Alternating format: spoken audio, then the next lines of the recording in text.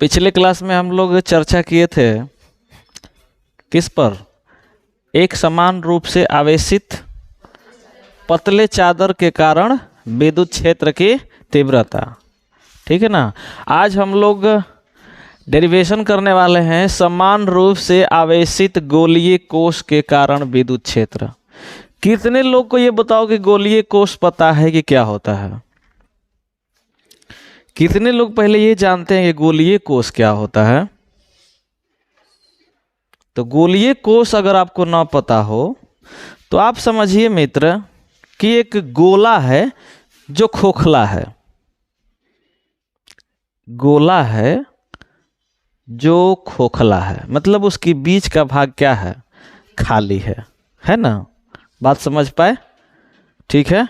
और उस पर आवेश दिया गया है और वो आवेश समान रूप से वितरित है उस पर, है ना। तो इससे हमें विद्युत क्षेत्र ज्ञात करना है इसके कारण। तो सबसे पहले हम लोग एक चित्र बनाते हैं, साथ साथ आप लोग भी बनाइएगा। गोला ले लिया जाए।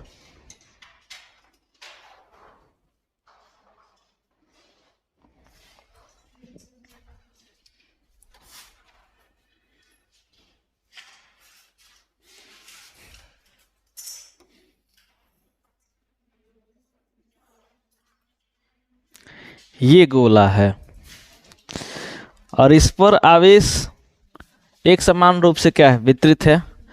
तो आवेश इस पर दे दीजिए।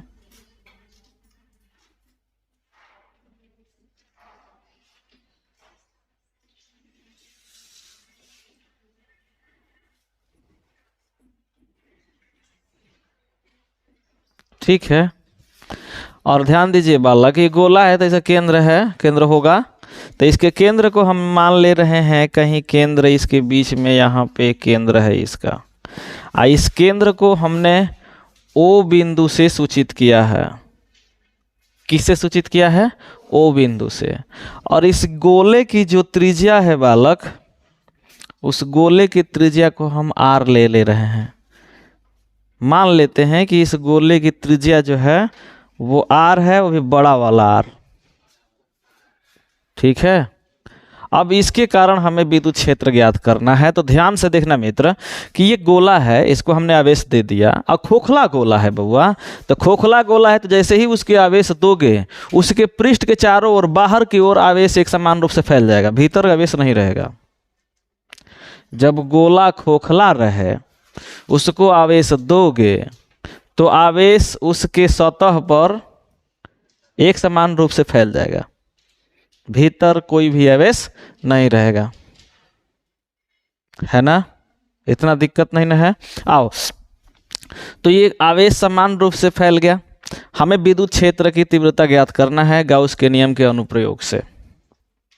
ठीक है। तो इसकी हम तीन स्थिति में विद्युत क्षेत्र ज्ञात कर सकते हैं। कहोगे कहाँ कहाँ?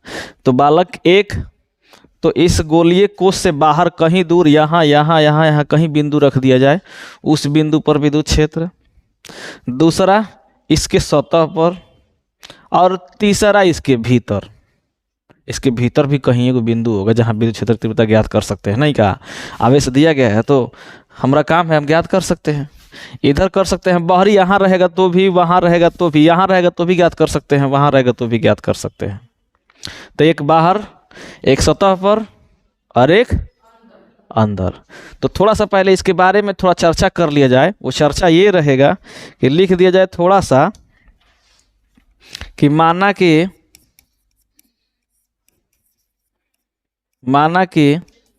आर त्रिज्या का एक गोलीय कोश है।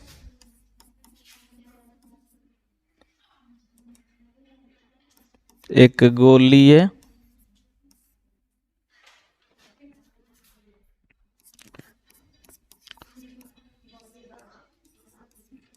माना कि आर त्रिज्या का एक गोलीय कोश है, मतलब इसकी त्रिज्या हमने क्या लिया है? बड़ा वाला आर लिया है।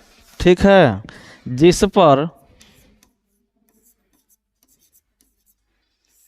पर क्यू आवेश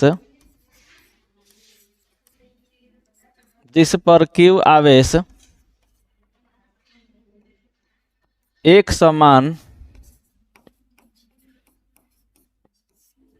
समान रूप से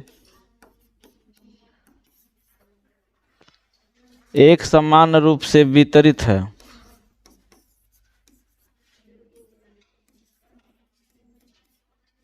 एक समान रूप से वितरित है मतलब इस गोला पर हमने जो आवेश दिया है बालक, वो कितना है? Q है। इस गोले पर आवेश Q है। इसके कारण, इस गोले के कारण हमें क्या ज्ञात करना है? इस गोलीय कोश के कारण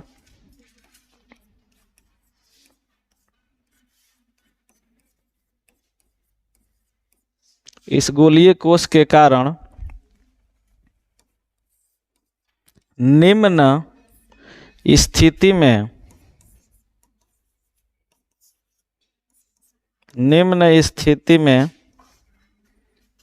विद्युत क्षेत्र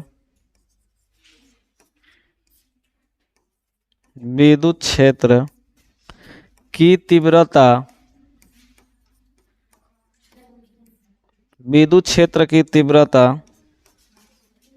ज्ञात की जा सकती है।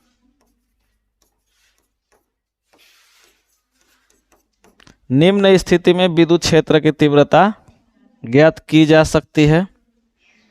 कहाँ कहाँ? तो देखो, माना कि एक आर त्रिज्या का एक गोलीय कोश है, मतलब ये हम लोग जो गोला लिए हैं उसका त्रिज्या कितना है? कैपिटल आर है, ठीक है ना। कैपिटल आर त्रिज्या का एक गोलीय कोश है और जिस पर Q आवेश एक समान रूप से वितरित है, मतलब इसको जो आवेश हम लोग दिए हैं वो कितना है? Q आवेश है। टोटल आवेश का मान कितना है? Q, ठीक है। अब इस गोलीय कोश के कारण निम्न स्थितियों में विद्युत क्षेत्र की तीव्रता ज्ञात की जा सकती है। हमने बताया आपको कि एक गोलीय कोश से बाहर, ठीक है ना। तो हम लोग चर्चा कर लेते हैं पहला वाला चर्चा कर लेते हैं। ए में गोलीय कोश से बाहर, गोलीय कोश से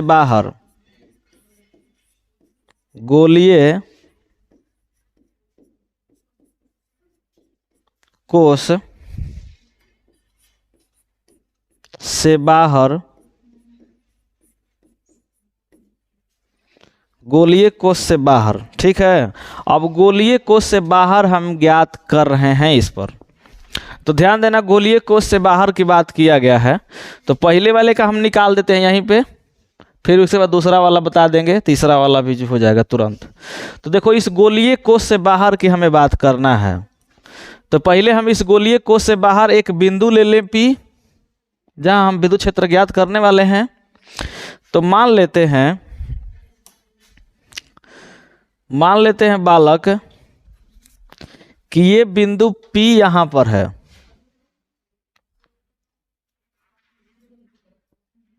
बिंदु P यहां पर है, ठीक है।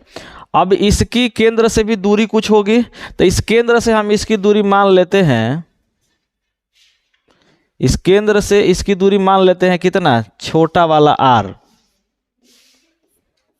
छोटा वाला r। इसके केंद्र से ये P बिंदु, जहां पे हमें विद्युत क्षेत्र की तीव्रता ज्ञात करनी है, उसकी दूरी क्या है? r है, ठीक है। तो अब क्या करेंगे मित्र? तो हमने आपको पिछले क्लासों से बताते चला आ रहा हूं कि जिस बिंदु पर हमें विद्युत क्षेत्र की तीव्रता ज्ञात करनी है, उस बिंदु को सम्मिलित करते हुए हम क्या करेंगे? एक गाउसीय पृष्ठ की कल्पना करेंगे, है कि नहीं है? तुम ये बिंदु कहीं भी ले सकते हो, यहां भी ले सकते हो, ऊपर भी ले सकते हो, इधर भी ले सकते हो, हमें कोई ऐतराज नहीं है, ठीक है ना। तो हम इस P बिंदु को, अर्थात छोटा वाला r त्रिज्या को मानते हुए हम एक गोलीय कोश गाउसीय पृष्ठ की कल्पना करेंगे। क्या करेंगे? छोटे वाले r को त्रिज्या मानते हुए एक गोलीय गाउसीय पृष्ठ की कल्पना करेंगे। है ना। तो गोलीय गाउसीय पृष्ठ की कल्पना कर दिया जाए। इसको मानते हुए मित्र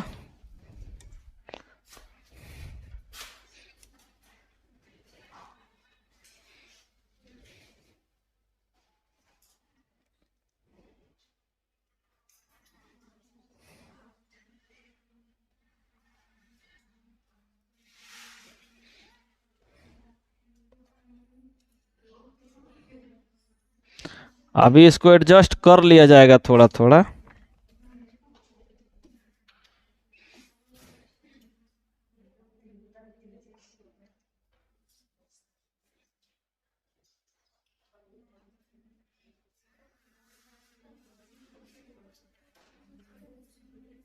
ये है, ये हमने एक गाउसीय पृष्ठ की कल्पना किया, ठीक है। अब इस गाउसीय पृष्ठ की कल्पना किया तो ये बंद पृष्ठ हो गया। गोलीय कुश भी बंद पृष्ठ था, लेकिन हमें बाहर ज्ञात करना है, तो बाहर के लिए हमें क्या करना होगा, पहले बंद पृष्ठ की कल्पना करना होगा। तो यहाँ पर जो बिंदु है मित्र, इस बिंदु को, अच्छा इस बिंदु को ध्यान से बताओ तो, ये जो बिंदु है बिंदु P, इस बिंदु पर विद्युत क्षेत्र की दिशा किधर होगी? इस बिंदु पर, इस P बिंदु पर विद्युत क्षेत्र की दिशा बताओ तो, बोले भाई। यस, धन आवेश है, इससे दूर होगा विद्युत क्षेत्र की दिशा, अर्थात ये ई वेक्टर है, विद्युत क्षेत्र उधर। और हम यहां पर एक अल्पांश ले रहे हैं, एक अल्पांश ले रहे हैं क्या, DA, एक अल्पांश ले रहे हैं क्या, DA। तो इसका सदिश क्षेत्रफल किधर होगा? उधरे होगा, सही में, यस पक्का इधरे होगा। तो DA फैक्टर इधरे है। तो हम अब इस पृष्ठ से, इस छोटे वाले पृष्ठ से अगर हम फ्लक्स निकाल लें, पूरे को इंटीग्रेट कर दे तो पूरे वाला में आराम से आ जाएगा, ठीक है ना। तो हम लोग इसमें अब क्या लिखेंगे, गोलीय कोश से बाहर, तो यहां से थोड़ा सा हमें लिखना होगा,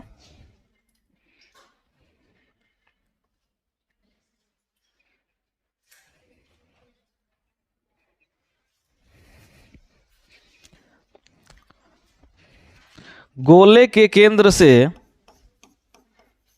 गोले के केंद्र O से R दूरी पर, R दूरी पर एक बिंदु P है, जहां विद्युत क्षेत्र, जहां विद्युत क्षेत्र की तीव्रता ज्ञात करनी है।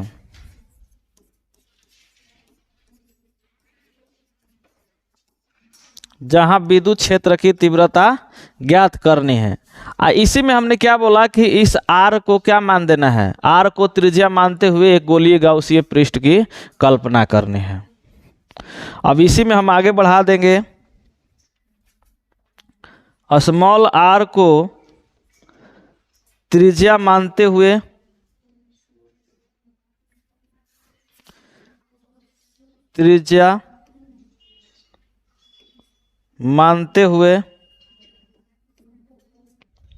एक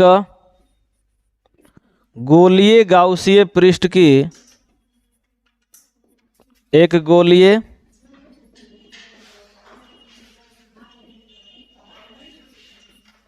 गाउसीय पृष्ठ की कल्पना करते हैं। गोलीय गाउसीय पृष्ठ की कल्पना करते हैं। गोलीय गाउसीय पृष्ठ की कल्पना कर दिया। अब देखो, तो इस गोलीय गाउसीय पृष्ठ के सतह पर जहां P बिंदु है वहां पर हमने एक अल्पांश लिया है। तो DA अल्पांश से परितः फ्लक्स कितना होगा, d phi is equal to E into DA cos theta. Theta का मान कितना हो जाएगा, 0 डिग्री, क्योंकि विद्युत क्षेत्र और सदिश क्षेत्रफल की दिशा एक ही है ना। तो इसको आगे स्लाइड में ले लेते हैं, नहीं अगले स्लाइड पे ले लेते हैं। गाउसीय पृष्ठ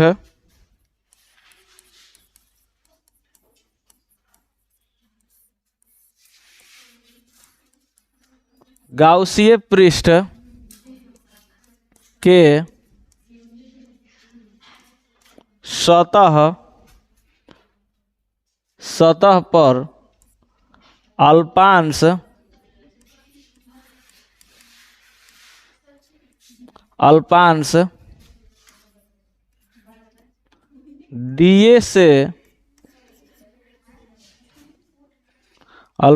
डीए से गुजरने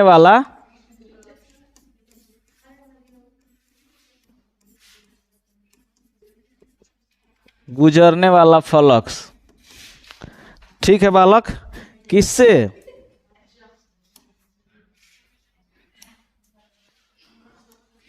हाँ, इससे देखो, इस अल्पांश की हम बात कर रहे हैं। इस अल्पांश से गुजरने वाला फ्लक्स यहाँ पे क्या होगा? इससे गुजरने वाला flux d phi E is equal to E into d A cos theta होगा ना। तो यही वाला को हम लोग वहाँ लिख दें,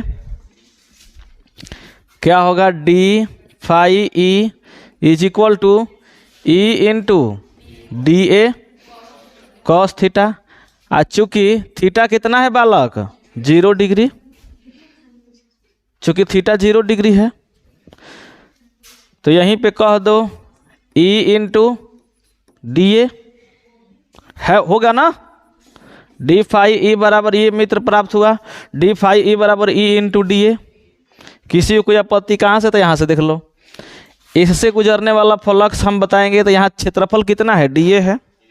विद्युत क्षेत्र यहाँ से जितना निकल रही होंगी उन्हीं को संख्या बताना है। तो डी फाई ई बराबर E into d A cos theta, यही हमने किया। और थीटा का मान दोनों एक ही दिशा में है बबुआ, ई वेक्टर और डी ए वेक्टर, इसलिए थीटा 0 डिग्री। तो 0 डिग्री का मान रखने पे 0 कॉस 0 का मान कितना होता है? 1। तो 1 रखेंगे तो ये बचेगा ये। अतः संपूर्ण गाउसीय पृष्ठ से, तो अतः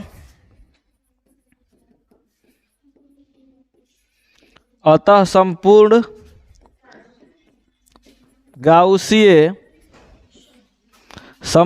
गाउसीय पृष्ठ से फ्लक्स, अगर संपूर्ण गाउसीय पृष्ठ से फ्लक्स की बात करें तो हम क्या कर देंगे? सिंपली इसको इंटीग्रेट कर देंगे, अर्थात phi E is equal to integration किसका? डी फाई ई का। अब बबुआ डी फाई ई का मान रख दो, तो डी फाई ई बराबर क्या है? ई इंटू डी ए, ई बताओ विद्युत क्षेत्र। ई विद्युत क्षेत्र यहाँ पे इस स्थिति में विद्युत क्षेत्र सभी जगह क्या है? इसकी सतह पर समान है। तो ई को हम क्या कर सकते हैं? बाहर निकाल देंगे। तो जब ई को बाहर निकालेंगे तो फाई ई बराबर क्या बचेगा? E I into integration of D A. अच्छा, इंटीग्रेशन ऑफ डी ए मतलब किसका क्षेत्रफल? यहाँ देखो तो इंटीग्रेशन ऑफ डी ए, ये गोला का क्षेत्रफल नहीं। इंटीग्रेशन हम करेंगे तो ए निकलेगा, एरिया निकलेगा। तो यहाँ एरिया किसका आएगा? गोले का एरिया। तो गोले का एरिया कितना होता है? गोले का एरिया हो जाएगा 4 पाई आर स्क्वायर। तो यहाँ हम मान रख देगा इसका, phi E is equal to E into, इसका मान रखेंगे कितना? 4 पाई आर का स्क्वायर। आर छोटा वाला रहेगा क्योंकि बाहर वाला का निकाल रहे हैं हम ना, आर का स्क्वायर। यहाँ लिख देना ब्रैकेट में, चूंकि integration of D A is equal to 4 pi r square. अब देखो छोटे वाले के लिए क्यों? देखो यहाँ से यहाँ तक छोटा वाला त्रिज्या है, तो भाई एरिया हम निकाल रहे हैं तो इसके लिए निकालेंगे। तो बड़ा वाला का एरिया होगा 4 पाई और छोटका वाला के आर के स्क्वायर होगा ना। यही वाला मान हमने रखा यहाँ पे इतना। तो हमें प्राप्त क्या हो गया? फाई ई बराबर E into 4 pi r square. ये फ्लक्स हमने निकाल दिया इससे। अब हम गाउस नियम लगा देते हैं, तो इसको बबुआ समीकरण 1 कह दिया जाए, समीकरण 1 कह दिया जाए।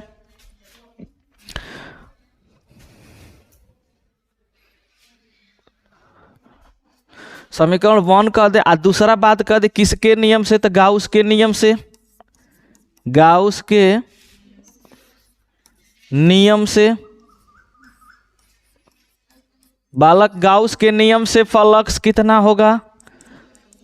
गाउस के नियम से flux phi E is equal to Q गुणे 1/में एप्सिलॉन नॉट समीकरण 2। समीकरण 1 यहाँ है, समीकरण 2 यहाँ है, ध्यान से देख डालो।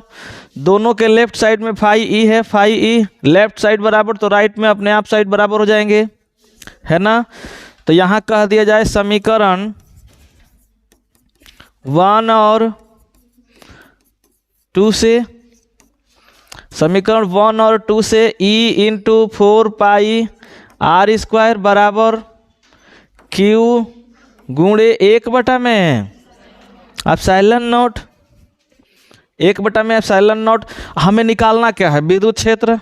तब विद्युत क्षेत्र ई बराबर आराम से निकाल सकते हो यार, E is equal to Q और इतना। तो क्या हम इसको 4 पाई एप्सिलॉन नॉट पहले कह सकते हैं 1/में, कहिए सकते हैं ना। 4 पाई नीचे आएगा आ इंटू ऊपर में की बचेगा, क्यू बचेगा, क्यू आ बटा में आर का स्क्वायर। यही होगा किसी गोलीय कोश के कारण बाहरी किसी बिंदु पर विद्युत क्षेत्र।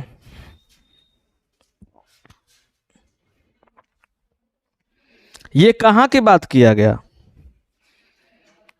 बाहर। फटाफट 1 मिनट 2 मिनट में और खत्म कर देते हैं इसको। ये कब के लिए? बाहर के लिए। सतह पर एकदम झट से देख लेना। इसको हम समीकरण मान लेते हैं 3। ये कहाँ ज्ञात किया गया बालक? यहाँ पे गोलीय कोश से बाहर। अब हम बता दें कि दूसरा स्थिति में हमें ज्ञात करना है इसके सतह पर, इसके सतह पर, यहां गोलीय कोश के सतह पर।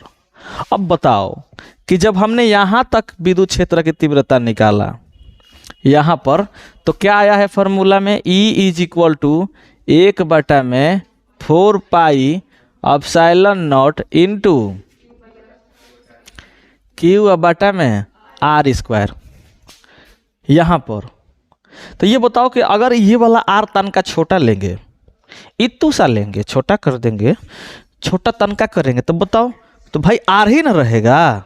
बोलो तो यहाँ अगर इधर लेकर के आए तो आर ही रहेगा, यहाँ लेकर आए तो भी भाई दूरी ही रहेगा। अच्छा यहाँ लेकर के आ जाए तो आर ही रहेगा। तो ये छोटा वाला किसके बराबर हो जाएगा?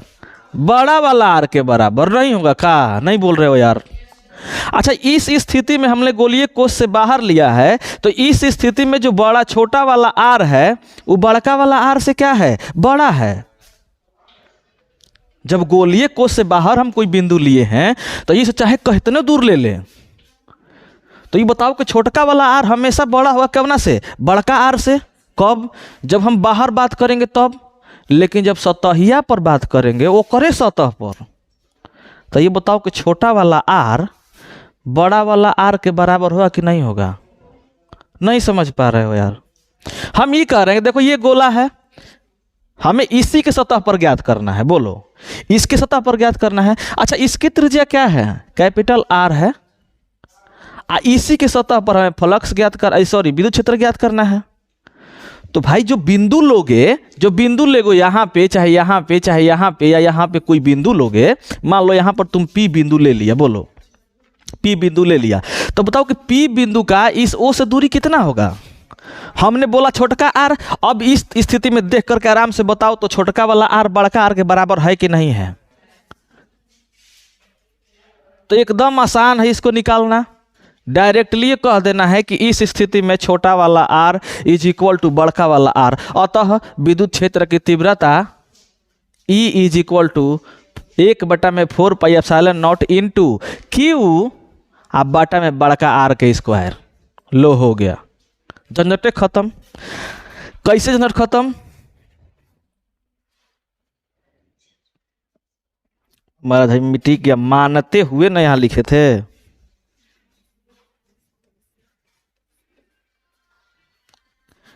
तो आ जाओ थोड़ा सा वहां कर देते हैं। तो बी नंबर मैं लिख देता हूं, गोलीय कोश के सतह पर, गोलीय कोश के, गोलीय कोश के सतह पर यहां हमने बोला कि जो छोटा वाला आर होगा,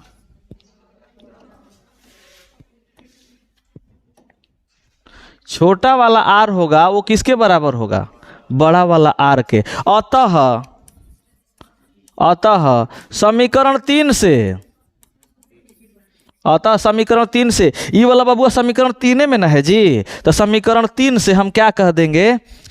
E is equal to 1/4πε0 into, ये कहाँ हो गया? सतह पर। झंझट खत्म। 1 मिनट और। गोलीय कोश के भीतर, गोलीय कोश के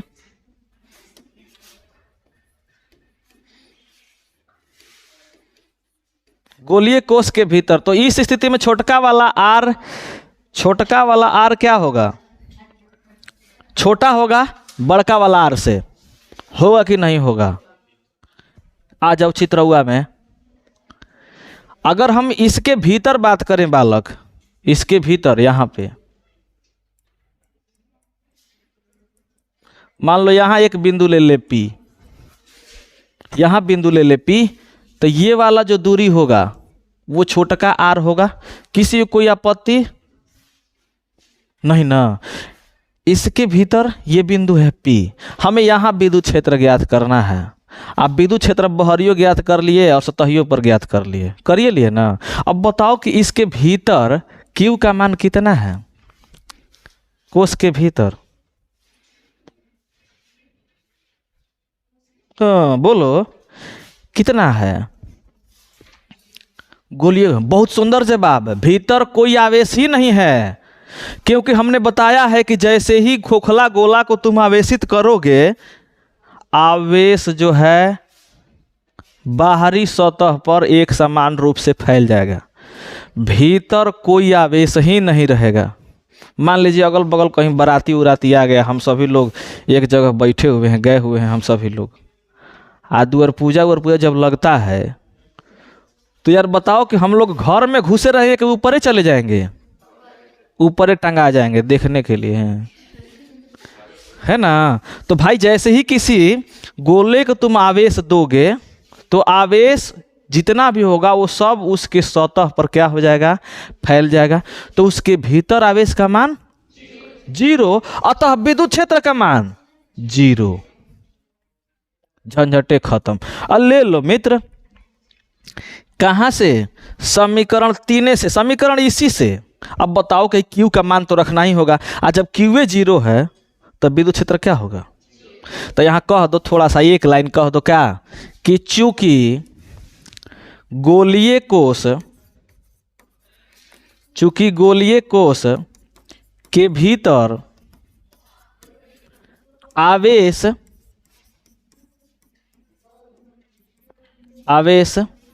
शून्य है, अतः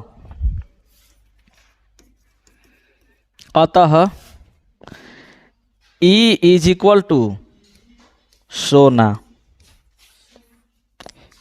विद्युत क्षेत्र की तीव्रता। किस स्थिति में? तो ये गोलीय कोश के भीतर। ये कब का है? तो गोलीय कोश के सतह पर। किसी बंधु को समझने में कोई तकलीफ? एक बार फिर से ये चर्चा कर देते हैं।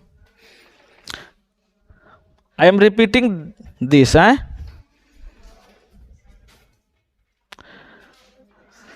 हमने क्या बोला कि एक समान रूप से एक आवेशित गोला है, हमने इस गोला को लिया, इस गोला को, इस पर आवेश Q हमने दिया और एक समान रूप से आवेशित कर दिया। जैसे ही आवेशित किया, आवेश उसके पूरे सतह पर चारों ओर से क्या हो गया, फैल गया है, फैल गया। अब हमें ज्ञात करना है इसके कारण विद्युत क्षेत्र की तीव्रता। तो ये सब तो कहियो दोगे, तुम लोग बार बार कहते आ रहे हो, जानते आ रहे हो, ये कहने चला गया। हाँ तो मित्र बार बार तुम लोग ये सब कहते हैं, हम कहते हैं, तुम लोग भी कहते हो, पीछे पीछे तो कह दोगे, कोई दिक्कत नहीं है। हमें ज्ञात करना है विद्युत क्षेत्र की तीव्रता। हमने बोला कि 3 स्थितियों में गोलीय कोश के कारण विद्युत क्षेत्र की तीव्रता हम ज्ञात कर सकते हैं। कौन कौन स्थिति? पहला स्थिति बाहर, गोलीय कोश से बाहर, दूसरा बोलिए गोलीय कोश के सतह पर, और तीसरा बोले गोलीय कोश के भीतर। तो हम पहला की बात कर लेते हैं कि गोलीय कोश के बाहर, गोलीय कोश से बाहर। तो गोलीय कोश के बाहर एक बिंदु ले लिए P। अच्छा बताओ, ये बिंदु लिए P, तो इसकी O बिंदु से हमने दूरी क्या माना? R माना। अब बताओ कि इस स्थिति में छोटका R जो होगा बड़का R से बड़े को होगा कि नहीं होगा? ये वाला बड़का R है और छोटका R हैया तक है, तो ये बड़ा हो गया। ठीक है, तो इसके लिए हमने खेल खेल दिया यहाँ तक। तुम लोग भी खेल दोगे आराम से, कोई दिक्कत नहीं, हम जानते हैं।